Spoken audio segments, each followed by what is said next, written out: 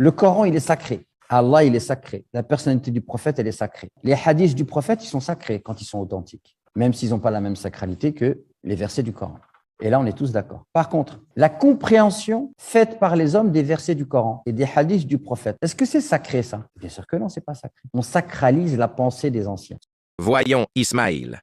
Que veux-tu dire par là, Ismaïl? Veux-tu dire qu'on n'a pas besoin de revenir à la compréhension du Coran et de la Sunna par les anciens? C'est très grave ça, Ismaïl. Tu vas trop loin là. C'est de la folie. Tu continues et tu t'enfonces encore plus, en comparant la compréhension des anciens par des fruits pourris qu'il faut faire tomber en secouant l'arbre. Allah el-Musta'ane, A'udhu billah. Puis tu dis qu'il faut remettre en cause cette idéologie ancienne et que ceci est considéré comme étant un sauvetage pour la survie de la Oumma. Réfléchis-tu à ce que tu dis, Ismaïl? Bien au contraire, ceci est la destruction pour la Oumma. N'as-tu pas lu les textes? Puisque la parole d'Allah est sacrée, alors écoute ce qu'Allah dit dans le sens du verset 100 de la sourate 9. Les tout premiers précurseurs parmi les émigrés, Muhajirin, et les alliés, Ansar, ainsi que ceux qui les ont suivis, en faisant preuve d'excellence dans leurs croyances, leurs paroles et leurs actes, Allah les agrée et eux l'agrée. D'ailleurs, l'imam Malik a dit à ce sujet, « Rien ne peut réformer les derniers de cette communauté si ce n'est ce qui a réformé les premiers. » Al-Awzaï a dit, « Patiente sur la sunna, arrête-toi là où les gens, les compagnons, se sont arrêtés. Dis ce qu'ils ont dit. Abstiens-toi de ce dont ils se sont abstenus. Et toi, tu viens nous dire de faire tomber les fruits pourris en secouant l'arbre, alors que le prophète sallallahu alayhi wa sallam a ordonné dans plusieurs hadiths le suivi des anciens. Et donc, tu veux balayer l'idéologie des anciens? Ne crains-tu pas Allah, ô Ismaïl?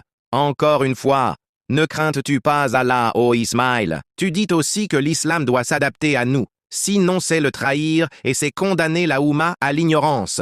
Bien au contraire. Ne pas se conformer aux anciens, c'est trahir la Oumma et la condamner à l'ignorance.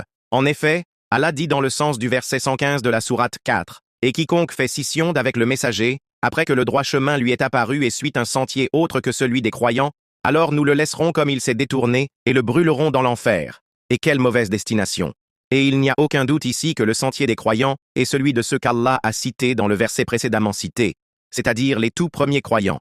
D'après Abdallah ibn Omar, qu'Allah les agrée lui et son père, le prophète, que la prière d'Allah et son salut soient sur lui, a dit « Certes, Allah ne rassemble pas ma communauté sur un égarement, et la main d'Allah est sur le groupe. » L'imam Ali al-Qari, mort en 1014 du calendrier hégirien, a dit « Ce hadith montre que le rassemblement des musulmans est forcément une vérité. Le sens voulu est le consensus des savants.